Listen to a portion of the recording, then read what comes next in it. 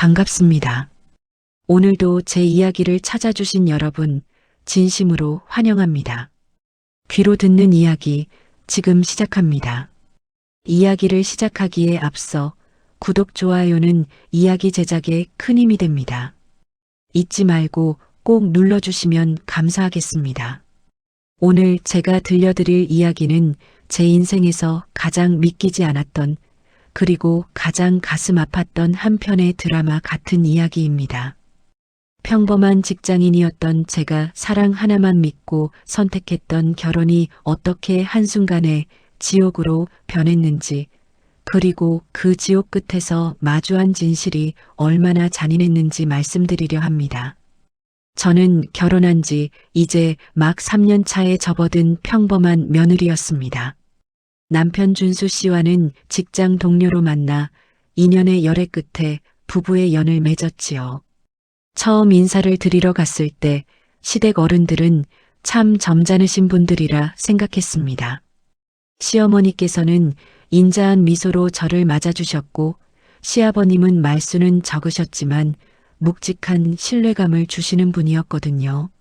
하지만 그 미소가 사실은 저를 올가매기 위한 덫이었다는 걸 그때는 미처 알지 못했습니다. 결혼식이 끝나고 신혼여행에서 돌아온 그날부터 제 일상은 무너져 내리기 시작했습니다. 시어머니는 신혼집 비밀번호를 거리낌 없이 누르고 들어오셨습니다. 맞벌이를 하는 저희 부부의 사정은 안중에도 없으셨지요. 아침 6시면 어김없이 전화가 울렸습니다. 얘야, 내 아버님이 오늘따라 내가 해준 북엇국이 드시고 싶다는데 잠깐 들렀다 출근하면 안 되겠니? 처음에는 효도하는 마음으로 달려갔습니다. 출근 준비로 바쁜 아침이었지만 며느리로서 도리를 다하고 싶었거든요. 하지만 그 한 번이 두 번이 되고 두 번이 10번이 되면서 저는 점점 그 집의 무보수 가사 도우미가 되어갔습니다. 퇴근하고 녹초가 되어 돌아온 제게 남편은 위로는커녕 시어머니의 심부름 목록을 건네곤 했습니다. 미니야, 우리 엄마가 이번 주말에 고모네 식구들 다 오신다고 음식 좀 도와달래? 너 요리 잘하잖아. 그 말 한마디에 저는 주말 내내 쉬지도 못하고 수십 명분의 음식을 차려내야 했습니다. 시댁 식구들이 거실에서 과일을 깎아 먹으며 웃음꽃을 피울 때 저는 부엌 구석에서 기름때 묻은 프라이팬을 닦고 또 닦았습니다. 어느 날은 너무 힘들어서 남편에게 하소연을 한 적도 있었습니다. 여보, 나도 직장 생활하느라 힘든데 주말마다 시댁 가서 일만 하는 건 너무한 거 아니야? 어머니도 너무 당연하게 나를 부리시는 것 같아. 그러자 남편의 반응은 차가웠습니다. 미니, 너 원래 이렇게 계산적인 사람이었어? 우리 부모님이 너를 가족으로 생각하니까 믿고 맡기시는 거지. 어떻게 그런 식으로 말을 해? 사람이 참 실망스럽다. 그 말에 저는 더 이상 아무 말도 할 수 없었습니다. 제가 예민한 건지, 제가 나쁜 며느리인 건지 자책하며 밤을 지새우는 날이 늘어갔습니다. 시어머니의 괴롭힘은 날이 갈수록 교묘해졌습니다. 제가 사들인 명품 가방은 촌스럽다며 구석에 던져두시면서도 당신 친구분들 모임이 있는 날이면 어김없이 전화를 걸어 저를 불러내셨습니다. 미니야, 오늘 친구들이 우리 집에 오기로 했는데 내가 와서 차 좀 내오고 과일 좀 예쁘게 깎아봐라. 며느리가 비서도 아니고 친구들 앞에서 저를 하녀 부리듯 대하시는 모습에 자존감은 바닥까지 떨어졌습니다. 친구분들이 어머, 며느님이 참 참하네. 일도 잘하고 라고 칭찬하면 시어머니는 거만한 표정으로 대답하셨지요. 요즘 애들 같지 않게 제가 좀 가르쳤어요. 시키는 대로 군말 없이 잘하니까 그나마 봐줄만 하네요. 그런데 이상한 점이 하나 있었습니다. 저를 그렇게 무시하고 함부로 대하시면서도 제가 이혼이라는 단어를 입 밖으로 꺼낼 기미만 보이면 시어머니는 갑자기 태도를 바꾸셨습니다. 가끔 너무 힘들어서 눈물을 보이면 어머나 민희야. 내가 말이 좀 심했지? 내가 너무 딸 같아서 편해서 그런 거란다. 너 없으면 우리 집안이 어떻게 돌아가겠니? 라며 손을 꼭 잡아주시는 거였어요. 남편 또한 평소에는 무관심하다가도 제가 친정으로 가겠다고 짐을 싸면 무릎까지 꿇으며 빌었습니다. 내가 잘못했어, 민희야. 우리 엄마가 원래 표현이 서툴러서 그래. 조금만 참아줘. 응? 저는 그게 저를 향한 최소한의 애정인 줄 알았습니다. 그래도 가족이니까, 그래도 나를 필요로 하니까 참고 견뎌야 한다고 생각했지요. 하지만 그 모든 연극의 배후에는 검은 속내를 숨긴 시댁의 거대한 계획이 있었습니다. 제가 3년 전 돌아가신 친정 할아버지로부터 물려받은 땅이 문제였습니다.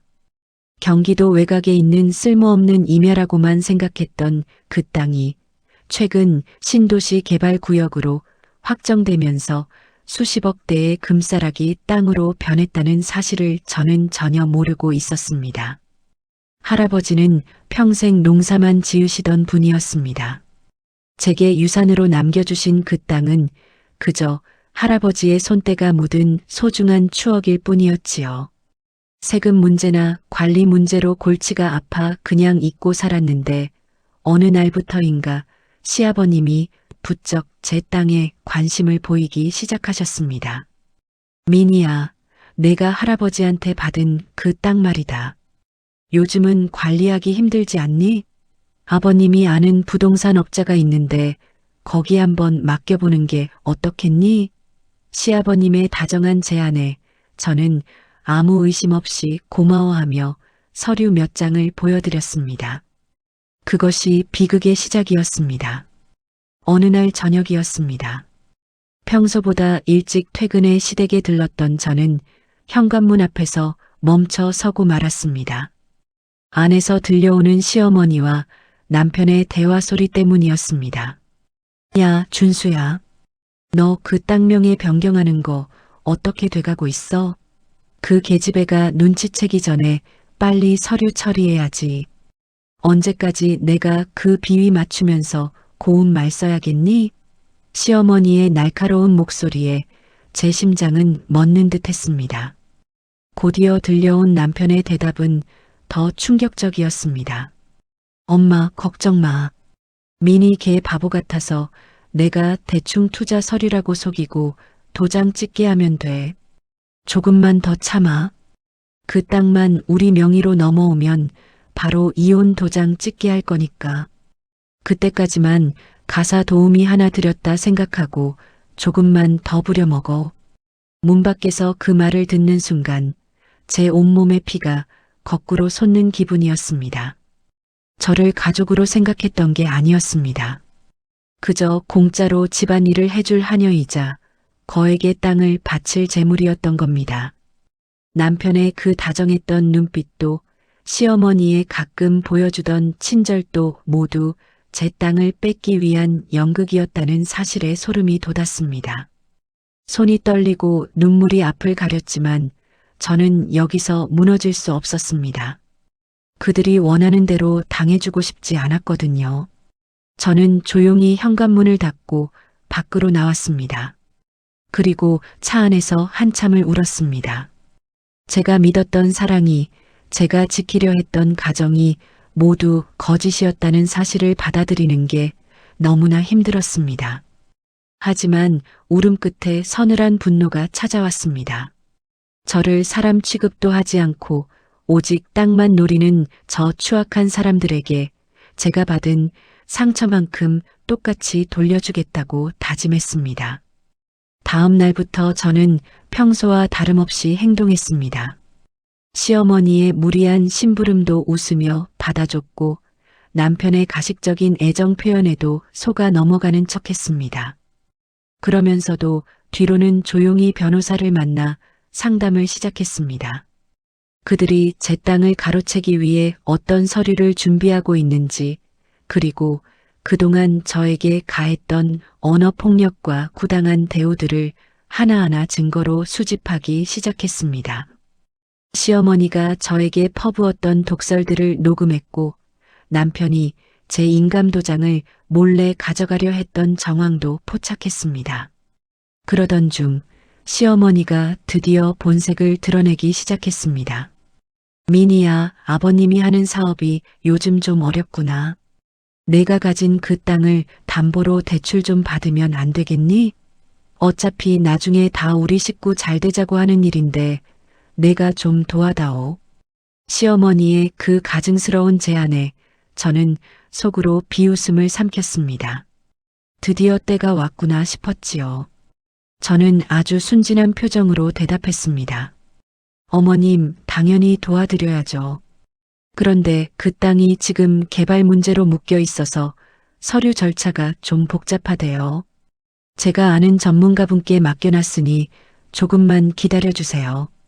그날 이후 시댁 식구들은 제 눈치만 살피기 시작했습니다.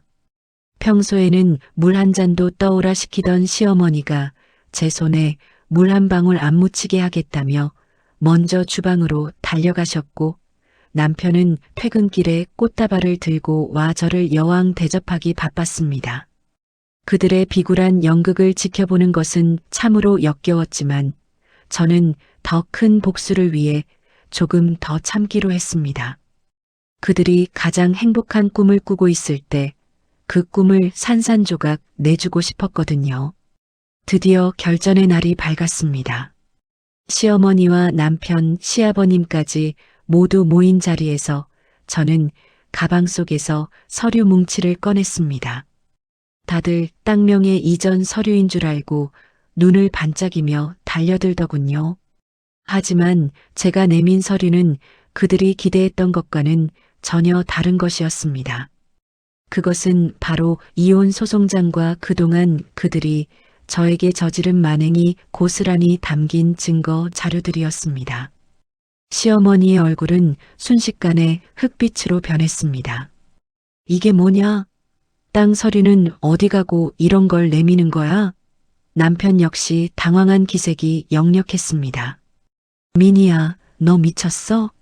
이게 다 무슨 짓이야? 저는 차분하게 입을 열었습니다. 아니요, 저 아주 멀쩡해요.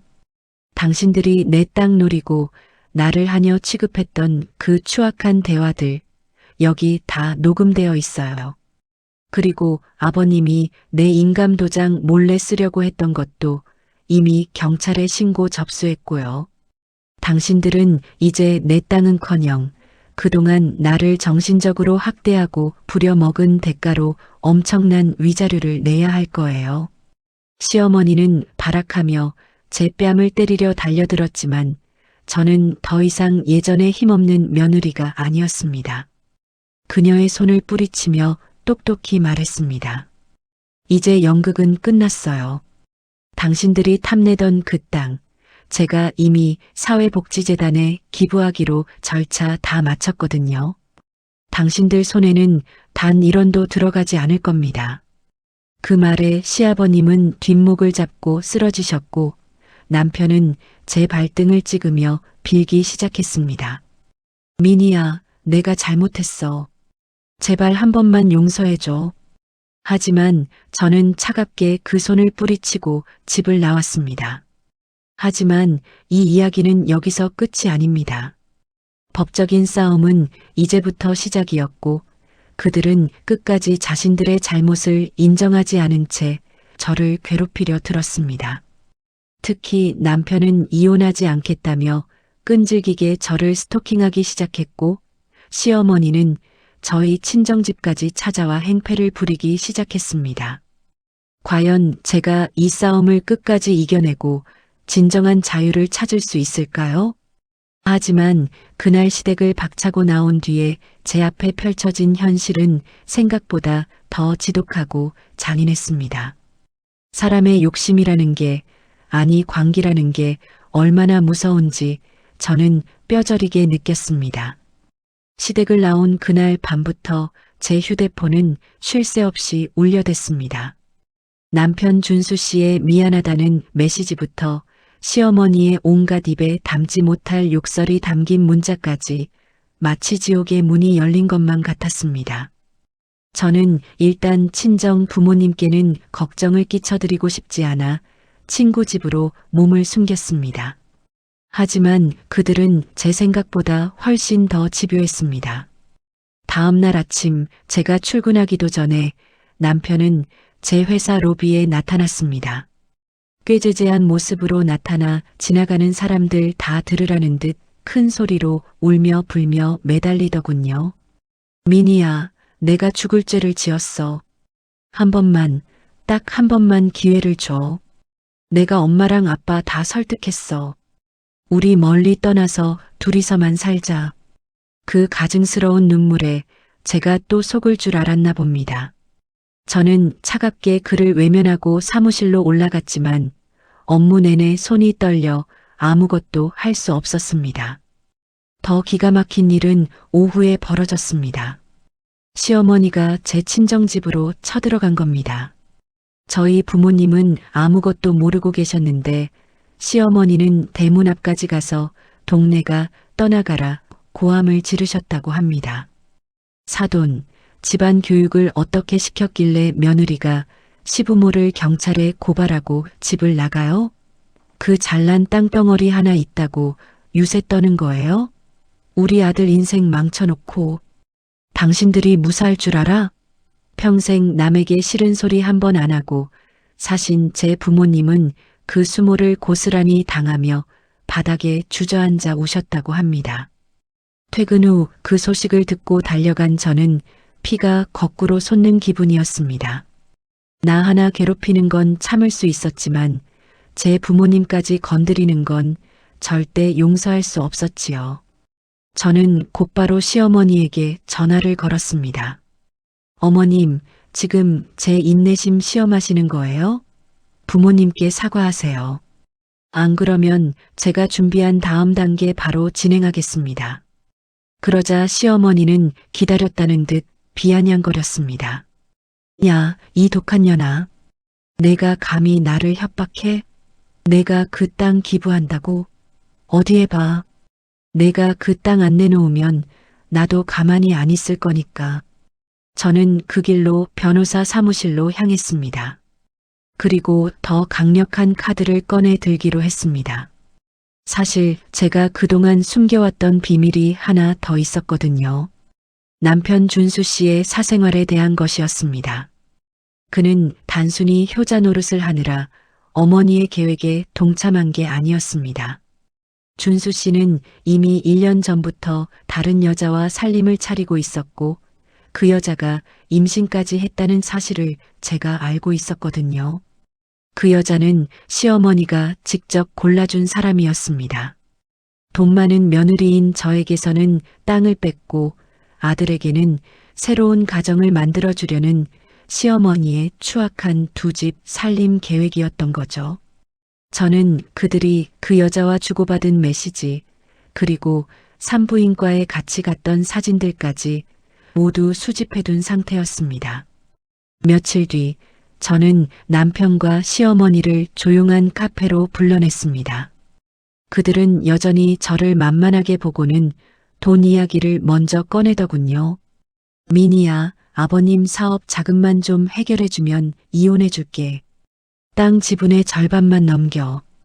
그게 서로 좋지 않겠니? 저는 말없이 가방에서 사진 뭉치와 서류를 꺼내 테이블 위에 던졌습니다. 사진 속에는 남편과 임신한 여자가 다정하게 웃고 있는 모습, 그리고 시어머니가 그 여자의 배를 쓰다듬으며 기뻐하는 모습이 고스란히 담겨 있었습니다. 시어머니의 얼굴은 순식간에 하얗게 질렸고 남편은 입을 다물지 못했습니다. 너 이거 어디서 났어? 저는 차분하게 대답했습니다. 어디서 났는지가 중요해요? 당신들이 나를 사람 취급 안 하고 기만하는 동안 나는 당신들의 추악한 실체를 다 보고 있었어. 준수 씨, 당신이 사랑한다는 그 여자랑 그 뱃속의 아이. 내가 소송 걸면 어떻게 될 것 같아? 상간녀 소송은 기본이고 당신은 공무원 직직에서 파면될 수도 있어. 그리고 어머님, 며느리 땅 뺏으려고 아들 불륜까지 부추긴 거 세상 사람들이 알면 뭐라고 할까요? 제가 이 사진들이랑 녹취록 인터넷에 다 올리면 당신들 고개 들고 다닐 수 있을 것 같아요? 시어머니는 부들부들 떨며 제 팔을 붙잡았습니다. 미니야, 아니 미니야. 내가 잘못했다. 우리 아들 장래는 망치지 말아다오. 그 여자가 애를 가졌다길래 내가 잠시 눈이 뒤집혔었나 봐. 제발, 제발 이건 덮어주자.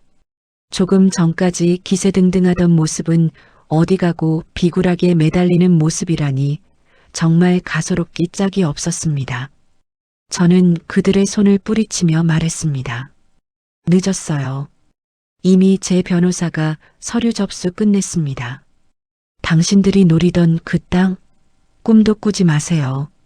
그리고 우리 부모님 찾아가서 행패 부린 거 공식적으로 사과하고 보상하세요. 안 그러면 저 정말 끝까지 갑니다. 하지만 상황은 제 예상과는 조금 다르게 흘러갔습니다. 막다른 길에 몰린 쥐가 고양이를 문다고 했던가요? 시어머니는 갑자기 눈빛이 변하더니 괴상한 웃음을 짓더군요. 그래, 내가 끝까지 가겠다면 나도 방법이 있지. 내가 모르는 게 하나 있는데 내 친정 할아버지가 그 땅을 너한테만 준 게 아니라는 증거가 있거든. 그 말에 제 가슴이 철렁 내려앉았습니다. 할아버지가 나 말고 다른 사람에게도 땅을 주셨다고? 그럴 리가 없는데. 시어머니는 품속에서 낡은 종이 한 장을 꺼내 흔들어 보였습니다. 이건 할아버지가 돌아가시기 직전에 쓴 유언장 복사본이야. 여기 보면 이 땅의 일부를 우리 집안에 주기로 되어 있어. 내가 아무리 발버둥 쳐도 이 땅 온전히 내 것이 될 수는 없을걸? 저는 혼란에 빠졌습니다. 할아버지가 왜 그런 선택을 하셨을까? 아니, 시어머니가 가지고 있는 저 서류가 진짜일까? 만약 저 서류가 사실이라면 제 복수 계획은 모든 게 물거품이 될지도 모르는 상황이었습니다. 저는 떨리는 손으로 그 서류를 확인하려 했지만 시어머니는 차갑게 웃으며 서류를 다시 집어넣었습니다. 보고 싶으면 무릎 꿇고 빌어. 그리고 땅명의 이전 서류에 도장 찍어. 그러면 이건 없던 일로 해줄게. 과연 그 유언장은 진짜일까요? 아니면 저를 무너뜨리기 위한 그들의 마지막 발악일까요? 저는 다시 한번 거대한 어둠 속에 갇힌 기분이었습니다. 하지만 이대로 포기할 수는 없었습니다. 저는 할아버지의 진심을 확인하기 위해 그리고 저들의 거짓말을 밝혀내기 위해 아무도 모르는 곳으로 향했습니다. 그곳에서 저는 제가 상상하지 못했던 거대한 진실과 마주하게 됩니다. 여러분, 이야기는 이제 절정으로 치닫고 있습니다. 할아버지의 진짜 유언에 담긴 비밀은 무엇일까요? 그리고 제가 마주한 그 충격적인 진실은 저를 어디로 이끌게 될까요? 시어머니가 내민 그 낡은 종이 한 장에 제 세상이 다시 한번 무너지는 것 같았습니다. 할아버지가 정말 나 몰래 그런 약속을 하셨을까? 아니야, 그럴 리 없어. 할아버지는 누구보다 나를 아끼셨고 저들의 탐욕을 누구보다 잘 아시는 분이었으니까요. 저는 그 길로 할아버지의 고향이자 땅이 있는 그 시골 마을로 내려갔습니다. 마을 어귀에 들어서자 할아버지와 함께 걷던 흘길이 저를 반겨주더군요. 저는 할아버지의 오랜 친구이자 당시 공증을 도와주셨던 법무사 어르신을 찾아갔습니다. 그분은 저를 보시자마자 손을 꼭 잡으며 말씀하셨지요. 미니야, 내가 이제야 왔구나. 내 할아버지가 너를 위해 남겨두신 게 하나 더 있단다. 법무사 어르신이 내민 것은 낡은 비디오 테이프 하나와 봉인된 편지였습니다. 그 편지에는 시어머니가 가지고 있던 유언장이 왜 가짜인지, 그리고 할아버지가 왜 저에게만 땅을 물려주셨는지에 대한 모든 진실이 담겨 있었습니다. 사실 시어머니는 할아버지가 돌아가시기 직전 병실에 몰래 찾아와 할아버지를 협박하고 강제로 도장을 찍게 하려 했다고 합니다. 하지만 할아버지는 이미 치매가 아닌 정신이 또렷한 상태셨고 그 모든 과정을 병실 구석에 숨겨둔 카메라로 녹화해 두셨던 겁니다. 비디오 속 할아버지는 수척한 모습이었지만 눈빛만은 형형하셨습니다. 미니야, 이 영상을 내가 보고 있다면 아마 저들이 본색을 드러낸 뒤겠지. 저 사람들은 내가 아니라 내 배경을 사랑하는 사람들이란다. 이 땅은 내 인생의 방패가 되어줄 거야. 절대 저들에게 뺏기지 마라. 할아버지의 떨리는 목소리를 듣는 순간 저는 자리에 주저앉아 펑펑 울고 말았습니다. 할아버지는 이미 모든 것을 알고 저를 지키기 위한 마지막 성벽을 쌓아두셨던 것이지요. 저는 그 영상과 법무사 어르신의 증언을 들고 다시 서울로 올라왔습니다. 그리고 시어머니와 남편 그리고 그 상간녀까지 모두 한자리에 불러 모았습니다. 시어머니는 여전히 그 가짜 유언장을 흔들며 당당한 표정을 짓더군요. 야, 미니야. 이제 포기하고 도장 찍어. 어차피 법대로 해도 우리가 이겨. 저는 말없이 노트북을 켜고 할아버지의 영상을 재생했습니다. 화면 속에서 시어머니가 할아버지의 손가락을 강제로 잡아 도장을 찍으려던 추악한 모습이 적나라하게 드러났습니다. 시어머니의 얼굴은 순식간에 사색이 되었고 남편은 고개를 푹 숙였습니다. 저는 차갑게 말했습니다. 어머님, 이게 바로 당신이 말한 그 유언장의 진실이에요. 사문서 위조의 협박, 그리고 강요죄까지. 당신들이 감옥에 갈 준비는 되셨나요? 상간녀라는 여자는 그 상황을 지켜보더니 갑자기 남편의 팔을 뿌리치더군요. 뭐야, 준수 씨? 돈 많다며? 땅 부자라며? 이게 다 뭐야? 결국 돈 때문에 만난 사이였던 그들의 관계도 순식간에 파탄이 났습니다. 상간녀는 뱃속의 아이를 빌미로 남편에게 거액의 합의금을 요구하며 소란을 피웠고 시어머니는 그 여자와 머리채를 잡고 싸우기 시작했습니다. 그 아수라장 속에서 저는 제가 겪었던 3년의 세월이 얼마나 허망했는지 깨달았습니다. 결국 저는 이혼 소송에서 완벽하게 승리했습니다. 남편의 외도 증거와 시댁의 부당한 대우 그리고 유언장 조작 시도까지 모두 인정되어 저는 거액의 위자료를 받게 되었습니다. 무엇보다 중요한 건 할아버지가 물려주신 그 소중한 땅을 온전히 지켜냈다는 사실입니다. 시어머니와 남편은 어떻게 되었냐고요? 남편은 직장에서 파면되었고 상간녀와의 소송으로 전 재산을 탕진했습니다. 시어머니는 사문서 위조 혐의로 법의 심판을 받게 되었지요. 아버님 역시 무리하게 사업을 확장하다 빚더미에 앉아 집까지 경매로 넘어갔다는 소식을 들었습니다. 저를 가사 도우미 취급하며 무시하던 그 화려했던 시댁은 한순간에 모래성처럼 무너져 내렸습니다. 저는 이제 그 땅에 할아버지를 기리는 작은 쉼터를 지으려 합니다. 그리고 저처럼 힘들고 지친 사람들에게 따뜻한 밥 한 끼 대접할 수 있는 공간을 만들 계획입니다. 더 이상 누군가의 하녀도 누군가의 도구도 아닌 오직 나 자신으로 살아가기로 했습니다. 애청자 여러분, 사랑이라는 이름으로 여러분을 구속하고 이용하려는 사람들이 있다면 부디 용기를 내세요. 진정한 가족은 당신의 배경을 사랑하는 것이 아니라 당신의 존재 자체를 아껴주는 사람들입니다. 제 이야기가 누군가에게 작은 빛이 되었기를 바랍니다. 긴 이야기 들어주셔서 감사합니다. 저는 이제 새로운 인생을 향해 당당히 걸어가 보려 합니다. 여러분도 오늘 하루 세상에서 가장 소중한 여러분 자신을 위해 사셨으면 좋겠습니다. 지금까지 제 파란만장한 결혼 생활의 종지부를 찍은 평범하지만 단단해진 한 여자의 고백이었습니다. 감사합니다.